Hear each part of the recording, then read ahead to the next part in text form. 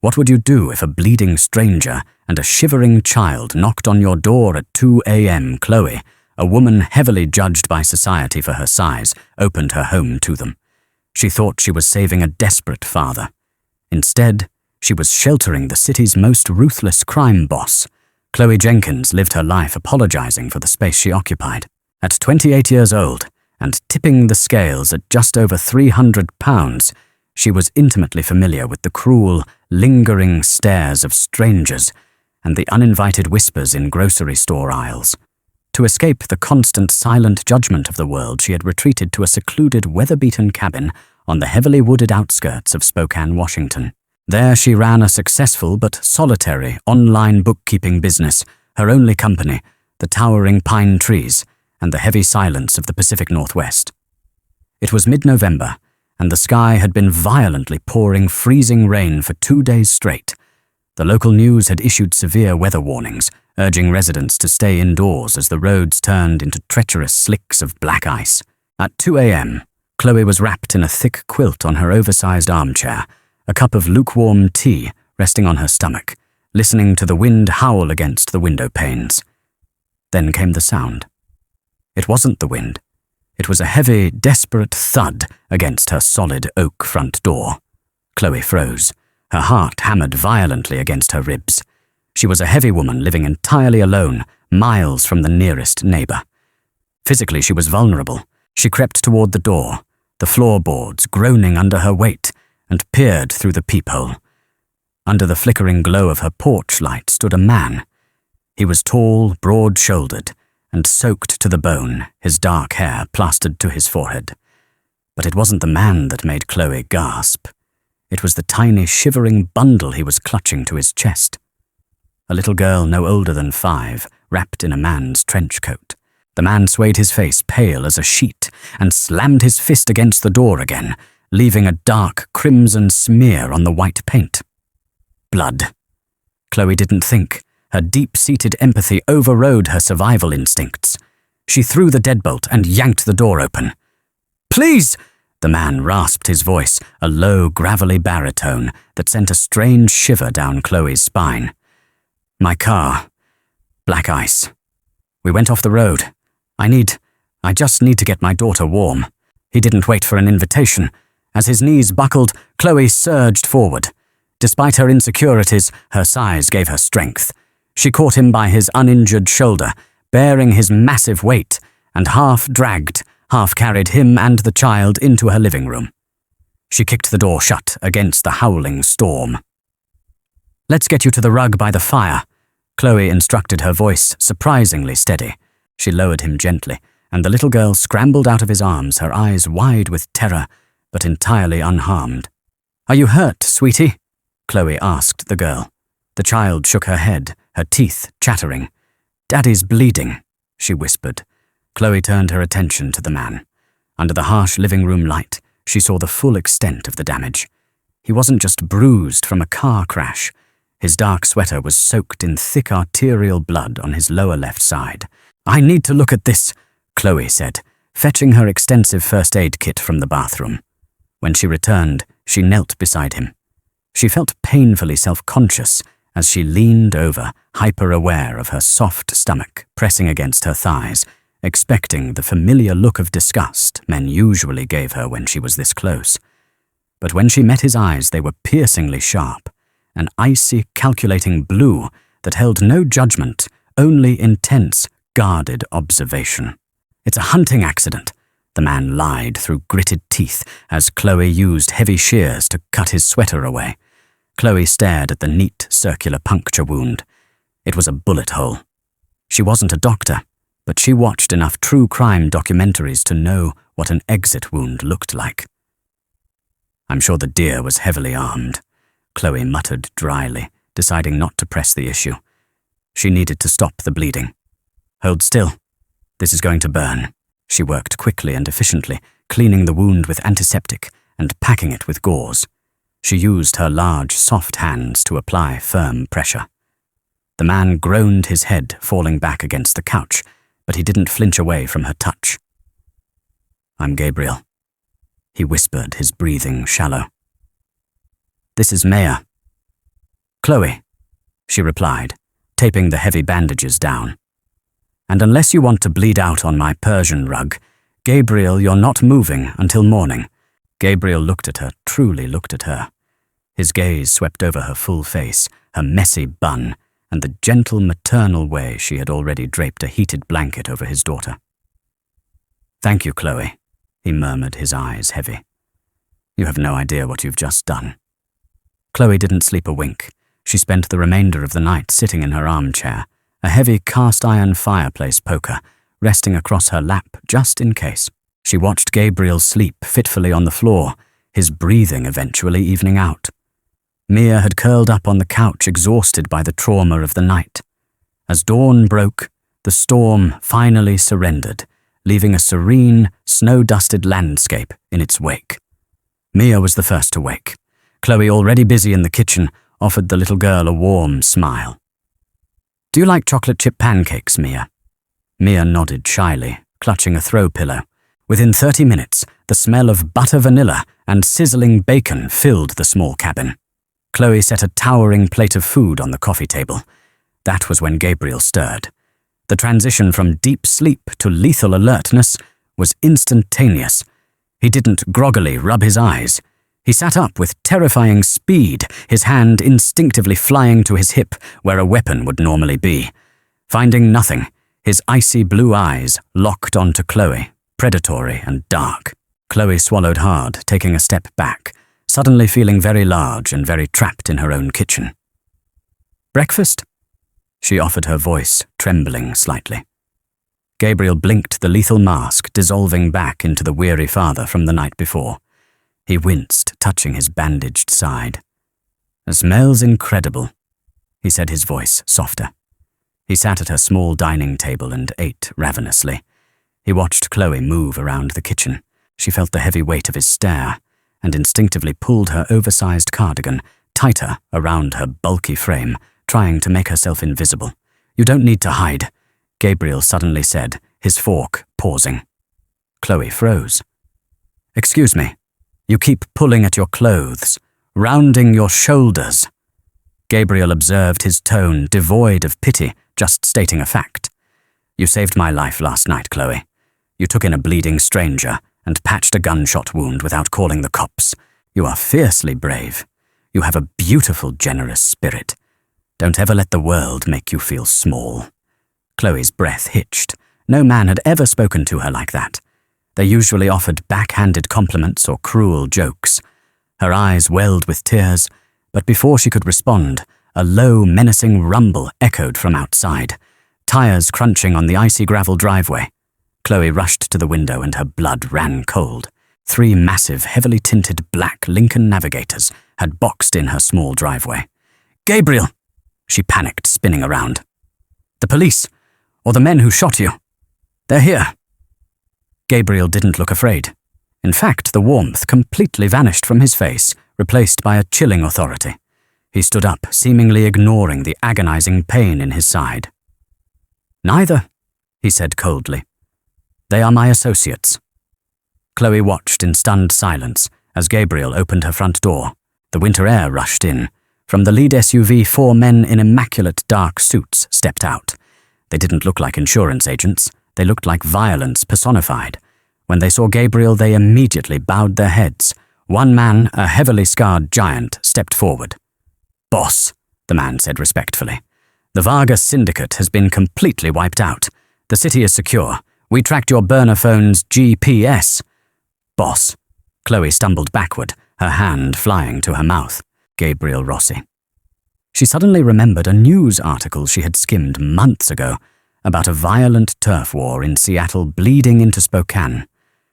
The Rossi crime family.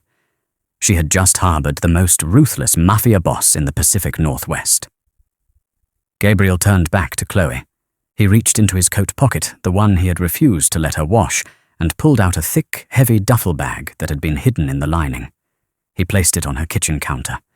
He walked slowly toward her. Chloe was paralyzed, terrified that she knew too much, terrified that she was about to be a loose end.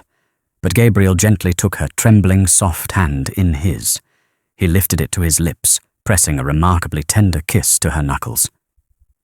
"You didn't see anything last night, Chloe. Just a man and his daughter," Gabriel said softly, his blue eyes burning into hers. "In that bag is a phone with one contact saved and a token of my gratitude. If anyone ever makes you feel unsafe, anyone you press call." With that, he picked up Mia, who waved cheerfully at Chloe, and walked out into the freezing morning. The black SUVs reversed in perfect synchronization and disappeared down the mountain road, leaving Chloe in absolute silence. With trembling hands, Chloe unzipped the duffel bag on the counter. Inside were tightly banded stacks of $100 bills, easily $200,000 in untraceable cash, and sitting on top was a sleek black burner phone. Chloe shoved the bag under her floorboards, trying to convince herself it was a fever dream. She went back to her quiet, isolated life, hoping to forget the blue-eyed mobster. But a week later, reality came crashing down. Chloe's landlord, a sleazy, aggressive man named Richard Higgins, showed up unannounced. He had always made Chloe uncomfortable, making crude comments about her body, calling her a desperate fat girl, when she rejected his advances. That evening he had been drinking. When Chloe opened the door to pay her rent, he forced his foot inside, pushing his way into her living room, his eyes dark with malicious intent. "You're awfully alone out here, Chloe," Richard slurred, backing her into the kitchen counter. "Time you paid rent a different way." Chloe's heart screamed in her chest. She grabbed a kitchen knife, but he swatted it away easily, grabbing her wrist with bruising force. She was strong, but he was ruthless. Suddenly the front door, which Richard had left ajar, was kicked wide open with bone-shattering force. Before Richard could even turn his head, two men in sharp black suits materialized from the shadows of the porch.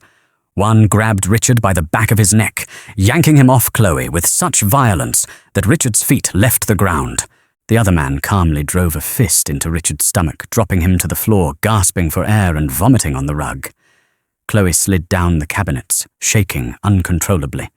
The first man in the suit, the scarred giant from the driveway a week ago, adjusted his cuffs and looked down at the whimpering landlord. "Mr. Rossi protects what is his," the man stated in a deadpan voice. "And Mr. Rossi considers Miss Jenkins to be under his personal protection. If you ever look at her again, we will feed you to the wood chipper. Nod if you understand." Richard, sobbing and bleeding, nodded frantically. They dragged him out by his collar, tossing him into the snow. The giant turned to Chloe, his terrifying face softening a fraction. "The boss sends his regards, Miss Jenkins. Call if you need us." As they drove away, Chloe stared at the blood on her floor, a chilling realization washing over her. She hadn't just saved a Mafia boss. She had somehow become his obsession, and her quiet, lonely life was over forever. The brutal handling of Richard Higgins was not an isolated incident. Within a month, Chloe realized her quiet, secluded existence had been entirely rewritten. An invisible, impenetrable shield had been erected around her life, orchestrated by a man who moved entirely in the shadows. It started with the subtle things. The snowplows, which usually ignored her lonely mountain road until midweek, began clearing her driveway before dawn every single morning. When she drove her rusty Subaru into town for groceries, the lingering, judgmental stares from the locals vanished, replaced by nervous glances and excessive, almost frantic politeness. The town of Spokane had a thriving, whispered rumor mill, and the word had spread like wildfire. The heavy-set woman in the woods was utterly untouchable. Chloe tried to ignore it, burying herself in her bookkeeping ledgers, but the reality of Gabriel Rossi was impossible to erase. He visited exactly once a week. He never brought an entourage to her door, only ever arriving in a single black SUV with Mia in tow. For Mia, Chloe's cabin became a safe haven, a place where she could bake cookies and escape the suffocating high-security fortress of her father's estate. For Gabriel, Chloe's home was the only place he breathed easily. One bitter evening in late January, the temperature plummeted to a bone-chilling 10 degrees. Gabriel sat at her modest kitchen table, nursing a cup of black coffee. He had taken off his suit jacket, his holster visibly strapped across his broad chest. Yet he looked completely at peace as he watched Chloe knead dough on the counter. "You're working too late again," Gabriel noted, his icy blue eyes tracing the soft curve of her jawline. "Your accounts can wait until morning, Chloe. My clients rely on me, Gabriel. Not all of us have an army of enforcers to collect our debts." She teased gently Flower, dusting her oversized sweater. Gabriel's lips twitched into a rare, genuine smile. He stood closing the distance between them. He didn't look at her the way the rest of the world did. He never saw a woman taking up too much space. He looked at her as if she were the only fixed point in his chaotic universe.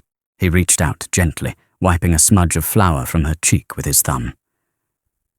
"I could have my accountants handle your workload," he murmured, his voice dropping to that gravelly baritone that always made her pulse race. "You wouldn't have to lift a finger. I like my work. I like earning my own keep," Chloe replied, her breath catching as his hand lingered on her cheek. "I know," Gabriel said, his gaze intensely focused on her lips. "It's one of the 1,000 reasons I respect you." Before the moment could evolve, Gabriel's encrypted phone buzzed violently. The warmth instantly drained from his face, replaced by the ruthless, predatory mask of the syndicate boss. He read the text, his jaw clenching so hard, the muscle ticked. "I have to go. Lorenzo will be stationed at the bottom of the mountain road tonight," Gabriel said, already throwing his heavy wool coat over his shoulders. "Lock the doors. Do not open them for anyone." Chloe nodded, a cold dread pooling in her stomach. She watched his taillights disappear into the snowy dark. 2 hours later, the power to the cabin was cut. The hum of the refrigerator died, plunging the house into a suffocating, pitch-black silence. Chloe froze in her armchair. The wind wasn't howling tonight. The silence outside was absolute, which made the distinct crunch of heavy boots on the icy porch sound like a gunshot. Gabriel had said Lorenzo was at the bottom of the road. If someone was on her porch, Lorenzo was either dead or compromised. Adrenaline, cold and sharp, flooded Chloe's veins. She wasn't a delicate, helpless woman. She knew this cabin, and she knew the brutal reality of winter survival. Moving with surprising silence for her size, she slipped into the kitchen and retrieved her heavy cast-iron fireplace poker and the large can of bear mace she kept for wilderness emergencies. A loud, splintering crash echoed through the cabin as the back door was kicked off its hinges. Flashlight beams sliced through the darkness. "Find her," a harsh voice commanded. "Caldwell wants the fat bitch alive. He wants Rossi to watch her bleed." Dominic Caldwell. The name sparked a memory from one of Gabriel's hushed phone calls. He was the remnants of a rival faction, a rat who had crawled out of the woodwork to claim the territory Gabriel had conquered, and he had found Gabriel's only vulnerability. "Check the bedrooms," another man shouted. Chloe didn't run upstairs where she would be cornered. She crept toward the narrow door of the root cellar beneath the kitchen. She slipped inside, pulling the heavy wooden trapdoor silently shut above her, plunging herself into total darkness. She waited at the bottom of the wooden stairs, her breathing shallow, her grip white-knuckled on the iron poker. Footsteps thundered directly above her head. "House is clear, she must be hiding outside," a voice yelled. "Check under the floorboards," the leader barked. "Rossi wouldn't leave his pet out in the cold." The trapdoor above Chloe groaned, then flew open. A flashlight beam pierced the gloom, hitting Chloe squarely in the face. "Got her?" the man sneered, starting down the narrow, steep wooden stairs. "Come on up, Piggy. Caldwell is eager to meet—" He never finished the sentence. Chloe didn't cower. Using her substantial weight and the element of surprise, she swung the cast-iron poker with everything she had, striking the man's knee. He screamed as his kneecap shattered, tumbling down the remaining stairs and crashing heavily onto the dirt floor. Before the men above could react, Chloe discharged the bear mace straight up through the open trapdoor. Agonized screams erupted in the kitchen as the potent, blinding chemical filled the confined space. Chloe scrambled over the groaning man at her feet, slammed the trapdoor shut, and drove the heavy iron deadbolt home, locking them in the kitchen and securing herself in the basement. She backed into the darkest corner, her heart hammering wildly. She had bought herself time, but a wooden door wouldn't hold heavily armed cartel men forever. For 20 agonizing minutes, the men upstairs violently battered the trap door, their curses muffled by the thick wood. Splinters rained down on Chloe in the dark. The wood was buckling. They were going to break through. Suddenly the battering stopped. The silence that followed was far more terrifying than the noise. Then a sound shattered the quiet of the mountain, the unmistakable deafening roar of automatic gunfire echoing from the front yard, followed by the crunching impact of a heavy vehicle slamming into the side of the cabin. Chaos erupted above her, shouting the shattering of glass and the heavy, dull thuds of bodies hitting the floorboards. "Clear the perimeter! No survivors!" A familiar, booming voice roared. It was Lorenzo. The heavy deadbolt on the trap door was violently shot off from above. Chloe raised her iron poker, ready to fight to her last breath. The door was ripped open, but the flashlight beam that swept down wasn't blinding.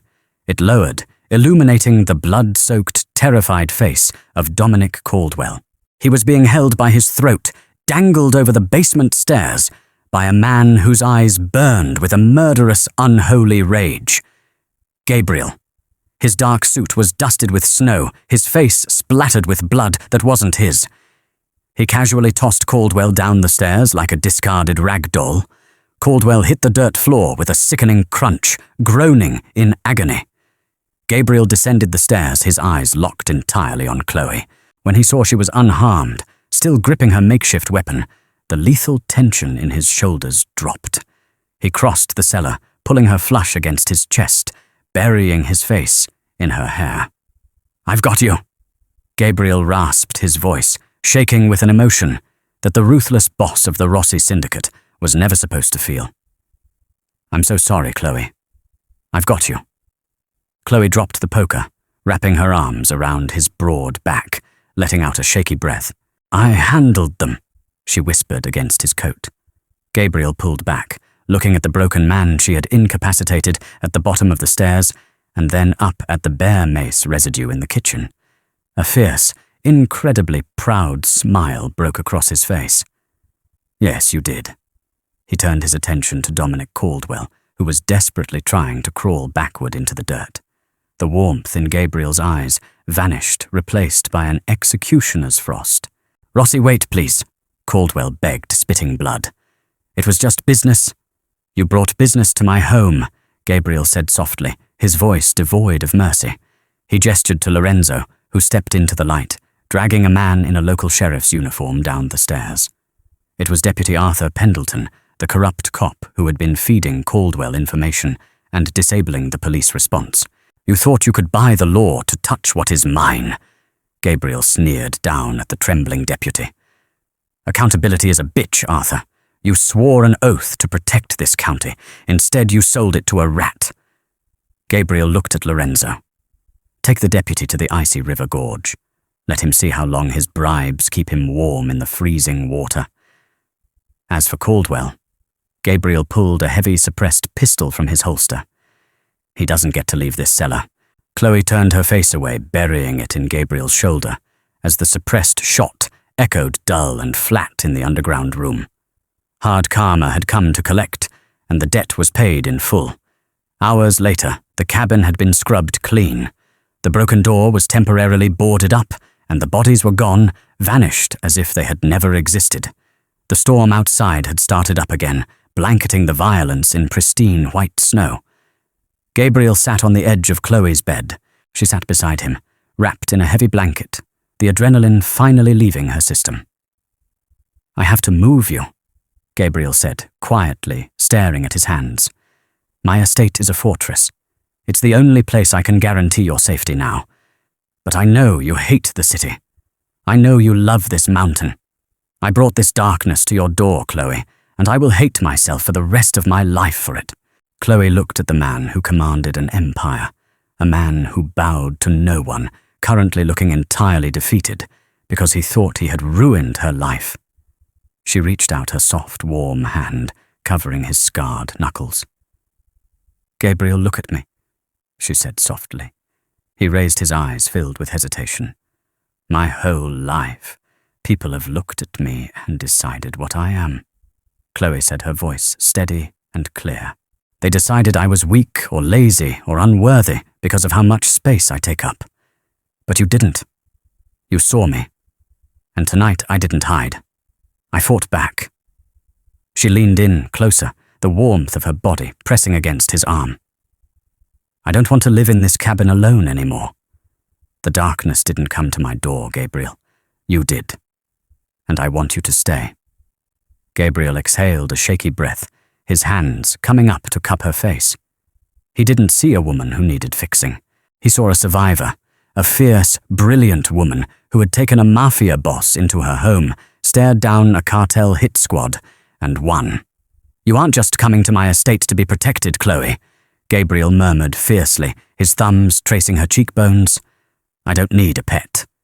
I need a partner. A queen. He leaned in, capturing her lips, in a kiss that tasted of snow adrenaline and undeniable devotion. It wasn't a desperate, fleeing kiss. It was a promise. Chloe Jenkins, the woman the world had tried so hard to make, Small finally realized her true power. She hadn't just saved Gabriel Rossi from the freezing cold. She had captured the heart of the underworld, and together, they were going to rule it. If you enjoyed this intense, dramatic story of survival, hard karma, and unexpected romance, don't let the journey end here. Hit that like button to show your support. Share this story with fellow fiction lovers who appreciate a fierce underdog heroine, and make sure to subscribe to the channel for more thrilling, multi-part narratives. Ring that notification bell so you never miss a twist, and leave a comment below, letting us know your favorite moment.